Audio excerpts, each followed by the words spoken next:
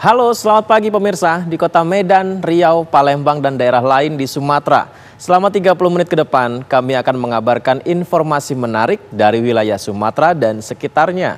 Bersama saya, Yudi Handoyo, inilah Kabar Sumatera.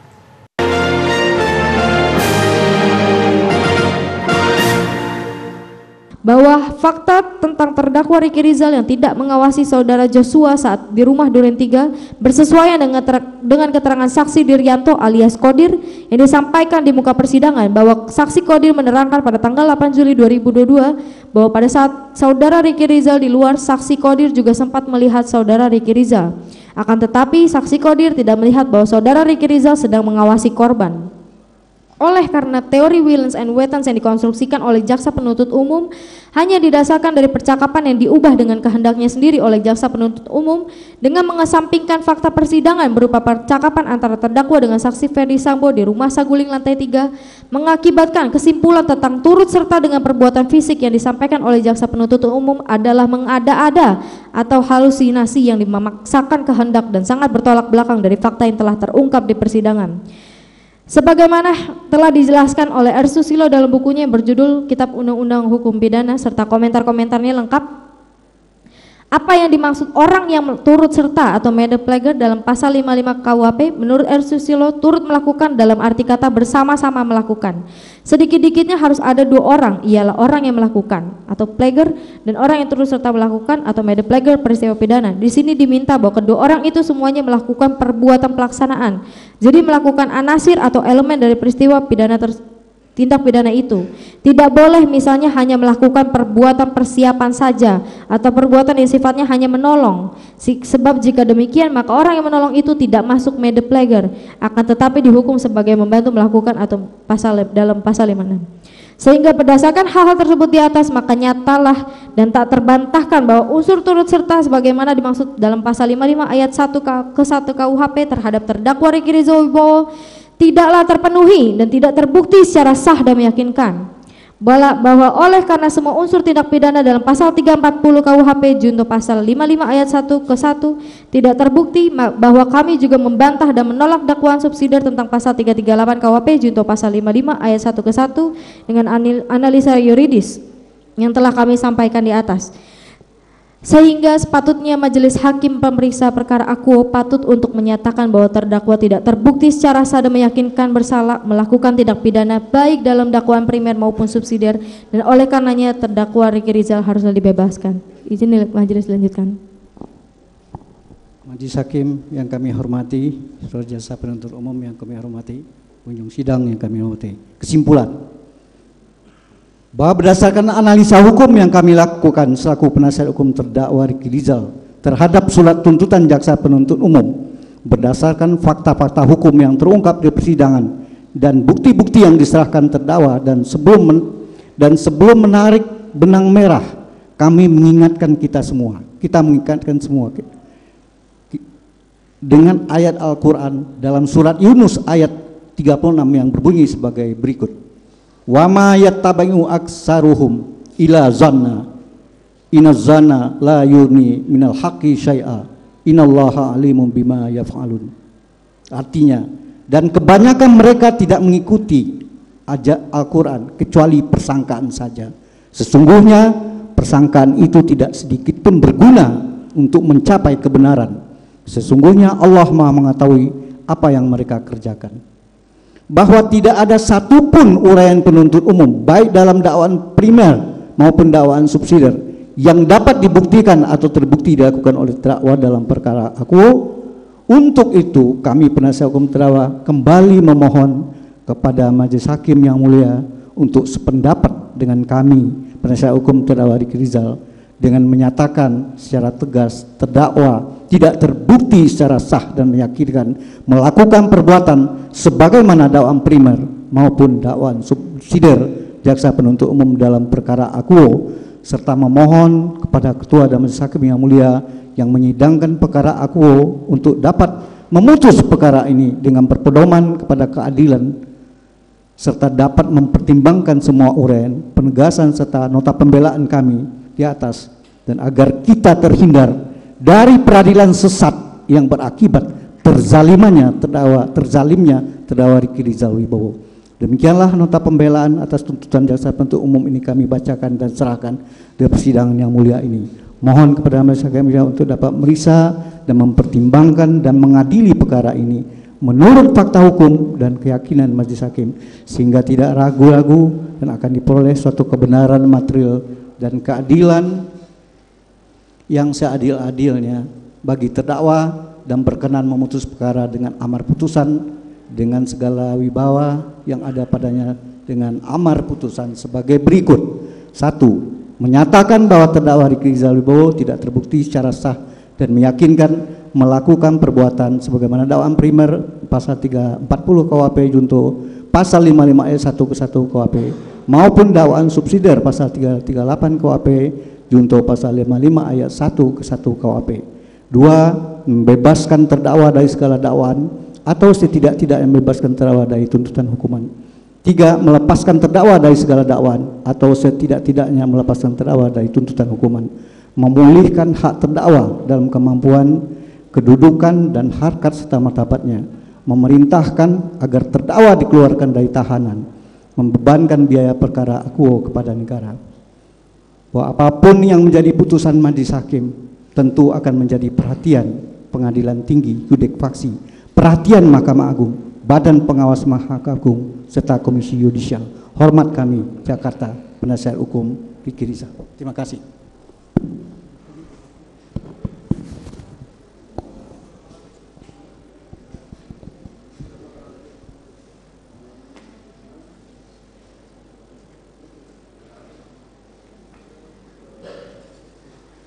Silakan. Oke, nggak apa-apa. Silakan. Baik, saudara jaksa penuntut umum. Majelis, izin menyerahkan bukti. Silakan, silakan.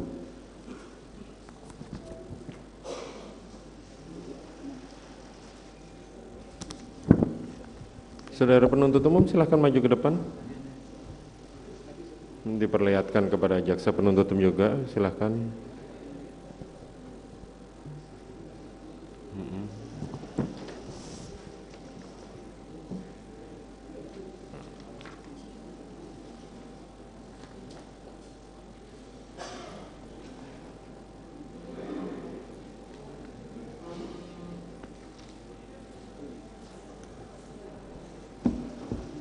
Oke, ini nomor bukti nomor 1. Oke.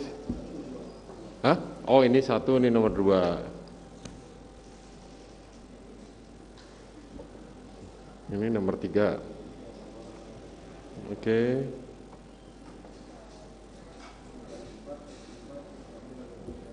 Oke.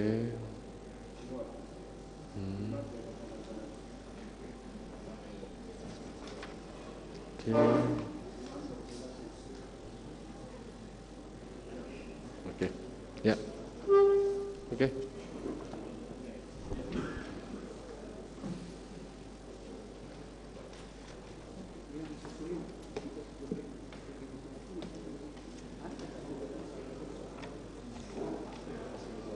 Baik, selanjutnya kepada penuntut umum, apakah mau mengajukan replik terhadap pledoi yang diajukan oleh penasihat hukum terdakwa? Baik, terima kasih Majelis Hakim. Untuk atas pledoi yang diajukan oleh terdakwa, kami akan mengajukan replik secara tertulis. Dan untuk itu, jika berkenan, Majelis Hakim memberikan waktu bagi kami 1 minggu untuk menyelesaikan. Kami berikan kepada penuntut umum waktu pada hari Jumat dan selanjutnya duplik kepada penasihat hukum kami berikan pada hari Selasa. Ya. Baik, terima kasih Yang Mulia. Hari Jumat besok dengan agenda adalah replik dari penuntut umum atas pledoi yang diajukan oleh penasihat hukum.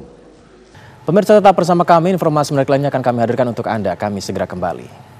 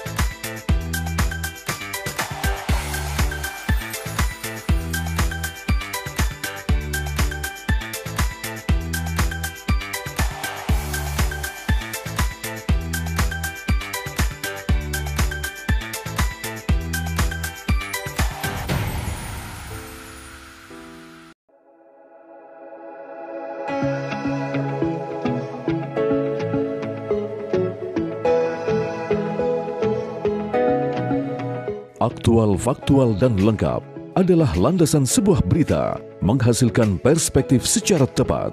Dengan dukungan teknologi terkini, hadir untuk Anda tvOneNews.com sebagai platform terintegrasi antara broadcast newsroom dan media digital. Akses segera tvOneNews.com melalui website maupun smartphone Anda berbasis Android dan iOS. tvOneNews.com.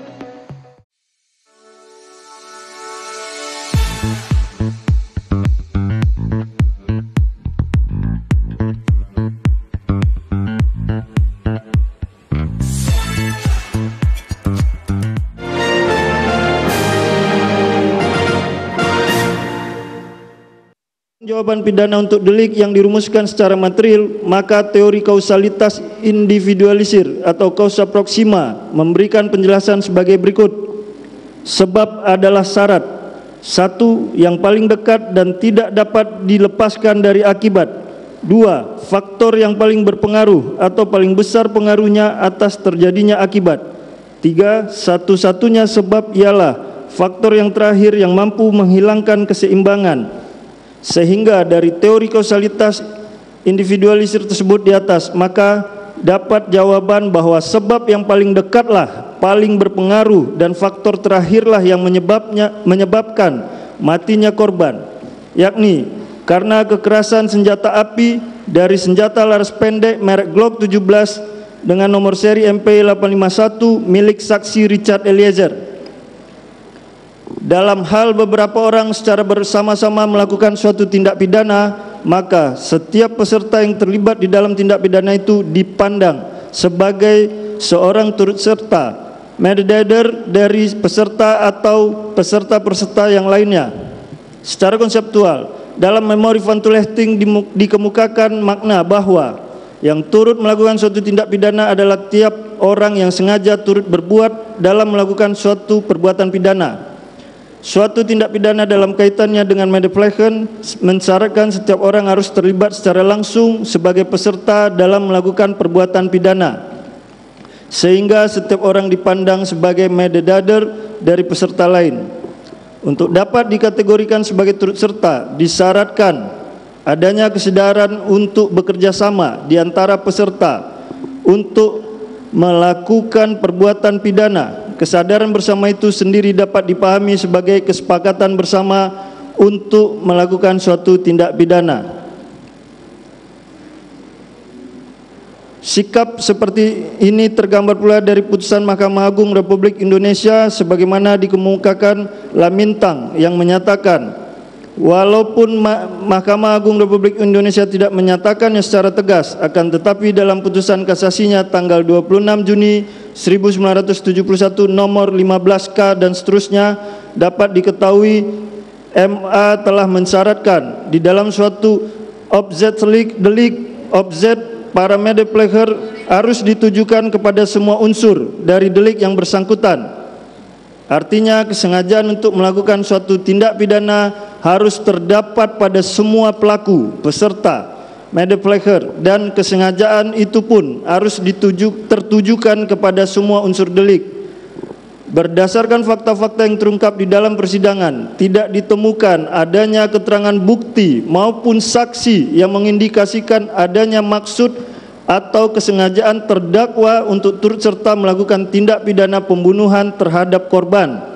Hal mana terbukti dengan fakta-fakta sebagai berikut. 1. Terdakwa ikut serta berangkat dari Magelang menuju Rumah Saguling atas perintah saksi Riki Rizal Wibowo dengan informasi di hari yang sama akan kembali ke Magelang. 2. Terdakwa tidak pernah mengetahui adanya rencana pembunuhan dari terdakwa lainnya. 3. Terdakwa ikut serta berangkat dari Rumah Saguling ke Rumah Duren 3 atas permintaan saksi Riki Rizal Wibowo dengan informasi setelah mengantar rombongan ke Rumah Duren 3 akan langsung kembali ke Magelang.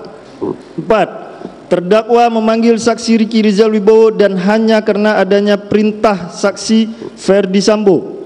5. Terdakwa baru mengetahui skenario tembak-menembak ketika adanya briefing dari saksi Ferdi Sambo di kantor Provos Mabes Polri. Dilanjutkan yang mulia.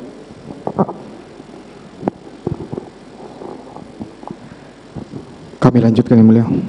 Bahwa oleh karena unsur sengaja dan dengan rencana terlebih dahulu serta turut serta secara bersama-sama merampas nyawa orang lain tidak terpenuhi, maka unsur-unsur lain tidak perlu dibuktikan lagi.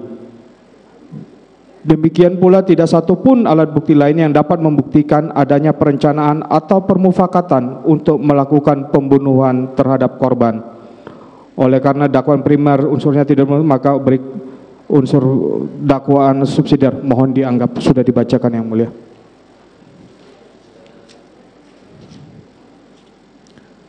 Hal-hal yang meringankan yang sepatutnya diperhatikan dan dipertimbangkan oleh majelis hakim yang mulia dalam memutus perkara akuo. Setelah kami menguraikan analisa fakta dan analisa yuridis, maka tiba saatnya kami menguraikan hal-hal yang meringankan terdakwa. Bahwa kami sependapat dengan penuntut umum mengenai hal-hal yang meringankan terdakwa, namun tidak sependapat mengenai hal-hal yang memberatkan terdakwa. Dikarenakan berdasarkan fakta persidangan, perbuatan terdakwa tidak termasuk dalam perbuatan melawan hukum dalam konteks pidana. Adapun hal-hal yang meringankan terdakwa ada sebagai berikut. Terdakwa tidak pernah dihukum sebelumnya, terdakwa bersifat kooperatif selama proses penyidikan dan persidangan, terdakwa bersikap sopan di dalam persidangan, terdakwa menjadi tulang punggung keluarga. Mohon dapat dianggap dibacakan yang mulia.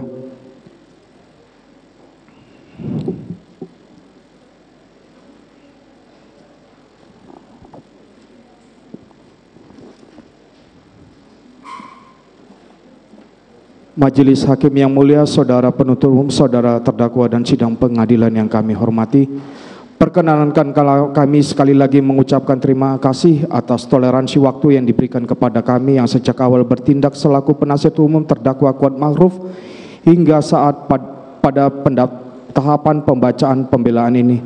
Tak lupa kami mengucapkan mohon maaf sekiranya dalam persidangan perkara ini ada tindakan dan ucapan kami yang tidak berkenan di hati yang mulia dan saudara penuntut umum yang terhormat.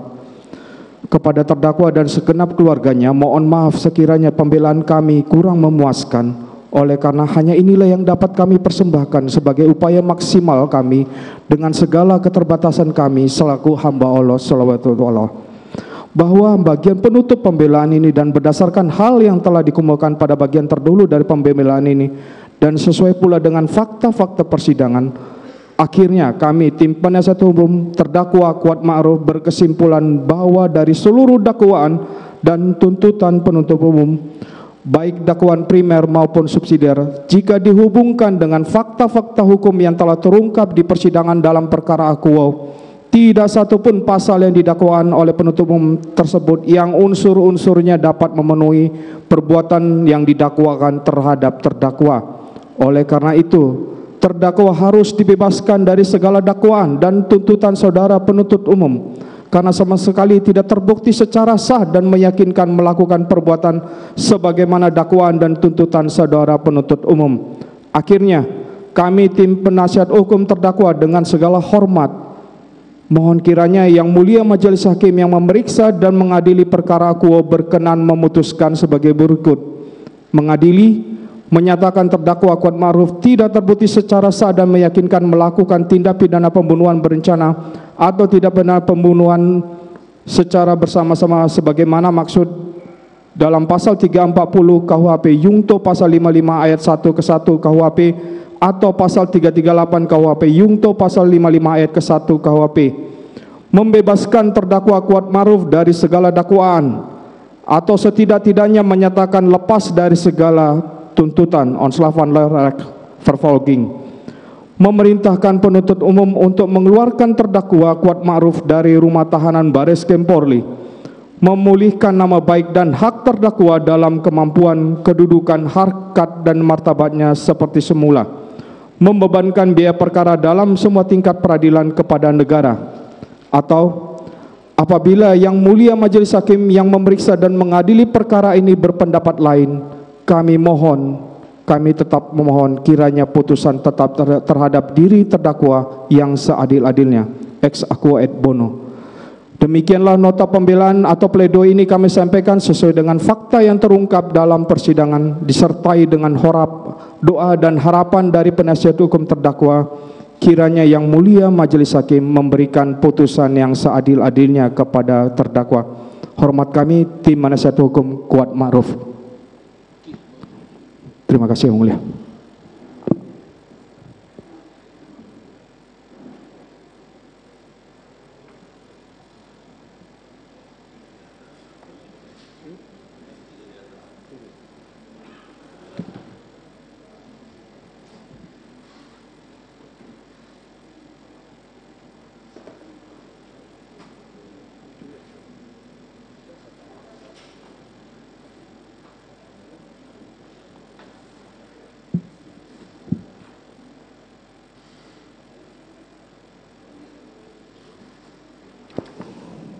Baik, selanjutnya kita memberikan kesempatan. Apakah saudara jaksa penuntut umum akan memberikan tanggapan terhadap pledoi dari terdakwa ini? Izin majelis, karena kami menerima baru hari ini dan kami akan mempelajari dan akan membuat replik untuk menanggapi pledoi dari terdakwa penasihat hukum. Jadi kami mohon waktu selama 1 minggu. Terima kasih majelis. Ya, kami berikan hari Jumat ya, besok untuk repliknya, dan duplik untuk ditanggapi pada hari Selasa yang akan datang kepada penasihat hukum. Gitu ya. Hari Jumat. Jumat besok. Siap. Pukul 9 tepat ya. Terima kasih. Dan kita memberikan kesempatan kepada penasihat hukum untuk memberikan tanggapan atas replik pada hari Selasa yang akan datang. Baik, dengan demikian sidang perkara nomor 800 atas nama terdakwa Kuat Ma'ruf dinyatakan ditutup. Pemirsa tetap bersama kami, informasi menarik lainnya akan kami hadirkan untuk Anda. Kami segera kembali.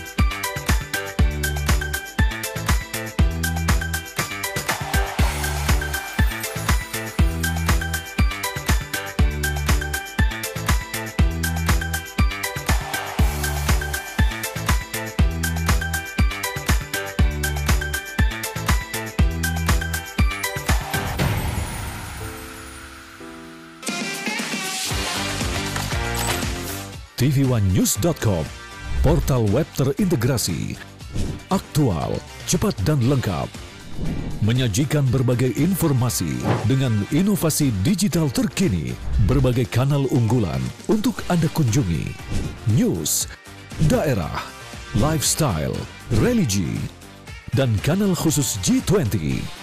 tvOneNews.com, aktual, cepat dan lengkap, layanan konten digital terbaik untuk Anda.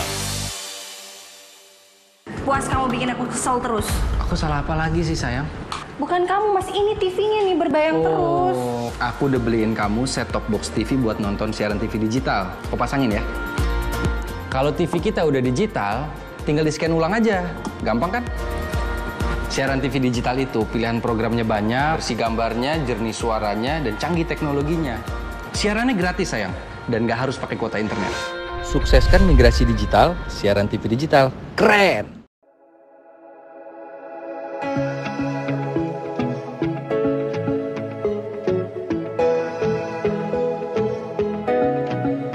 Aktual, faktual, dan lengkap adalah landasan sebuah berita menghasilkan perspektif secara tepat.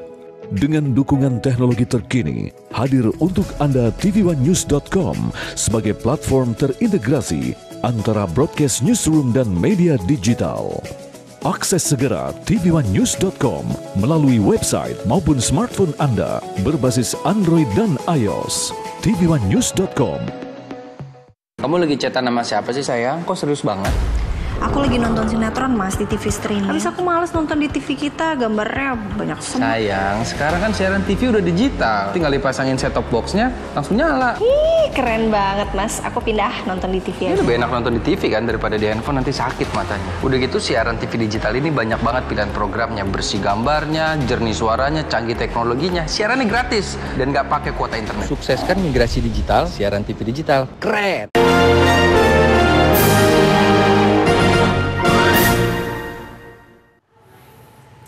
Perayaan Tahun Baru Imlek di Medan, Sumatera Utara digelar meriah di Mahavihara Maitreya Medan, salah satu wihara terbesar di Indonesia. Sejumlah pernak-pernik dekorasi ornamen khas Imlek terpasang menghiasi bangunan wihara. Perayaan Imlek 2574 tahun kelinci air disambut meriah warga Tionghoa di Kota Medan, Sumatera Utara. Salah satunya di Mahavihara Maitreya Medan. Vihara yang juga sekaligus destinasi wisata ini dihias cantik dengan dekorasi ornamen khas Imlek. Ornamen-ornamen hingga gapura dipasang untuk menyambut kedatangan warga. 1000 lampion berbagai macam warna pun tergantung indah di halaman vihara. Terlihat pula miniatur bola dunia dan dinding doa di depan pintu masuk vihara. Tema yang diangkat Mahavihara Maitreya Medan pada Imlek tahun ini adalah perdamaian dunia.